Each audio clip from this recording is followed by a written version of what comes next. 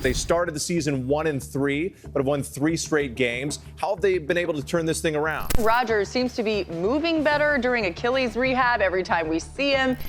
This is a team that already had lost Mike Williams to a season-ending injury. There is one common theme about Monday Night Football. Both of these teams had tremendous expectations coming into the season. Both of them have experienced a significant amount of pain ever since the season started. And the best part of all is it was both for different reasons. So before we get to the content, make sure you drop like, subscribe, and turn on our notifications to help the channel grow. I'm uploading 3 videos for you guys in the next 24 hours. I have a lot of catching up to do. Now that we get all that out of the way, break!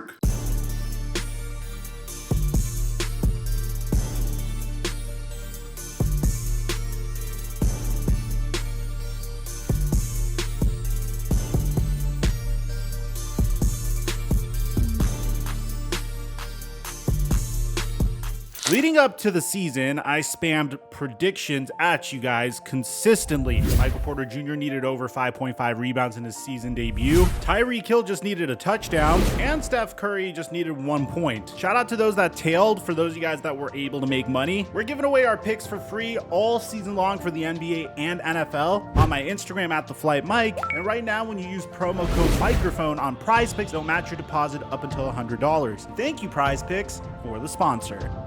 Mike check 1 2 1 2. What's going on, everybody? The New York Jets came into this season with sky-high expectations, and rightfully so. They swung a huge trade for the quarterback that they were searching for years. Aaron Rodgers was traded to the New York Jets, and we all know what would happen just a mere 75 seconds into his playing career for the Jets. He would tear his Achilles on the first game of the season. What's been really impressive so far is how quickly he's been able to recover, and even furthermore, what's been impressive so far is the fact that the New York Jets still have a fighting chance in the AFC West. You could go as far as to say that this is the most important game of the season for the New York Jets so far. All 3 teams in the AFC East have taken L's this past week. The Miami Dolphins lost to the Kansas City Chiefs in Germany, which, by the way, it's really funny that they did because Tyreek Hill said this in the summer. Chiefs Kingdom, when the Miami Dolphins come to Arrowhead Stadium this year, guess what we gonna do?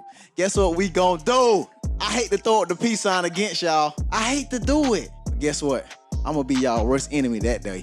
I'm gonna be y'all worst enemy that day. You better change the signals. I know every signal y'all got. And I understand that the game didn't take place in Arrowhead, but Tyreek Hill fumbled the football and it resulted in a remarkable defensive play that eventually scored a touchdown. With that being said, if the New York Jets are able to defeat the Los Angeles Chargers this week, they would just be 1 game behind from the Miami Dolphins for first place in the AFC East. Now, I said in the very beginning when Aaron Rodgers tore his Achilles that I'd highly doubt that the Jets would be in a position to potentially win the AFC East given how high the expectations were for the Miami Dolphins and the Buffalo Bills. But alas, here we are, and who could have predicted this? And if you needed any more motivation as New York Jets fans, Aaron Rodgers doesn't ride the cart in the stadium anymore. He's walking, which the whole recovery process for Aaron Rodgers has been insane. But on the other side, you have the Los Angeles Chargers, a team that is notorious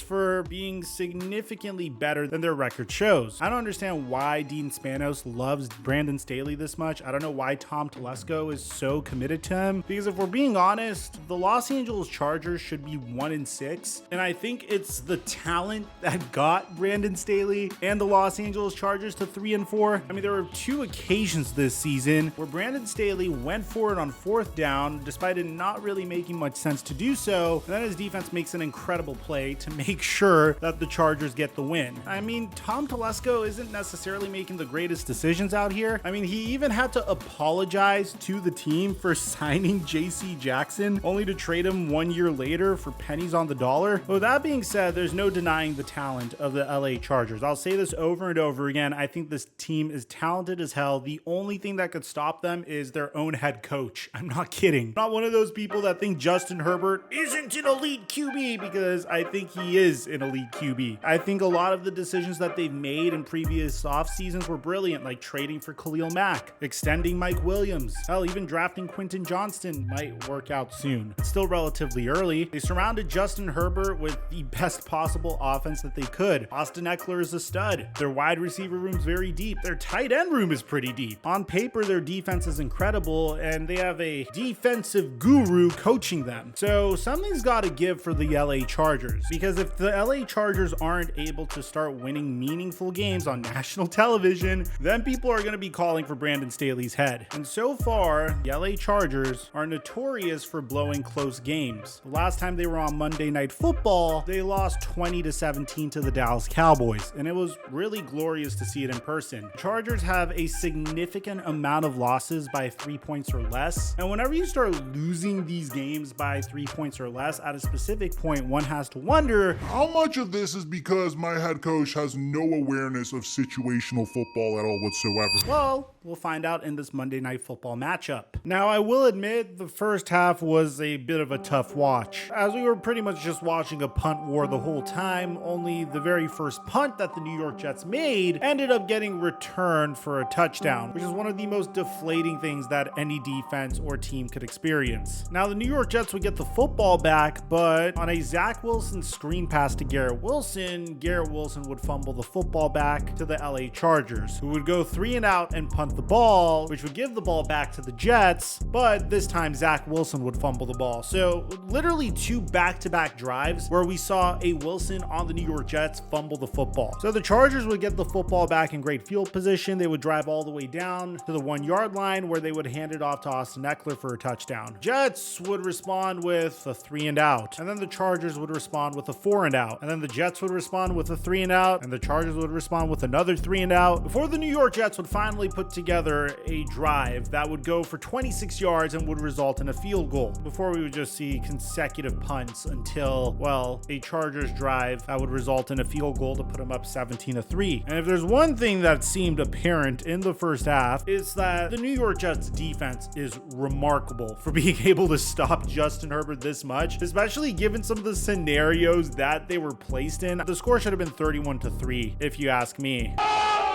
But instead, they held Justin Herbert to underneath 100 passing yards in the first half, whereas Zach Wilson wasn't terrible. As a matter of fact, you could even say he outperformed Justin Herbert. And I will admit I'm seeing some progression in his game, but it seems like this New York Jets offense is just not cohesive at all whatsoever. They just lack chemistry. There were so many screen passes that were broken up or just simply incomplete. It was very painful to watch the Jets offense in the first half. And I have to give credit to the Jets defense because it kind of made the Chargers offense painful to watch as well, which made it a very defensive matchup to start the first half. So the LA Chargers would come out with a victory in one of the most painful football games I've watched in recent memory. And bear in mind, I'm still fresh off of watching the Cowboys versus Eagles, but that was a different type of pain. You know, at least good football was played on both sides there, respectfully. But in this case, it was just very painful to watch because New York Jets would come out and stop Justin Herbert. They sacked the man 5 times. They kept him underneath 150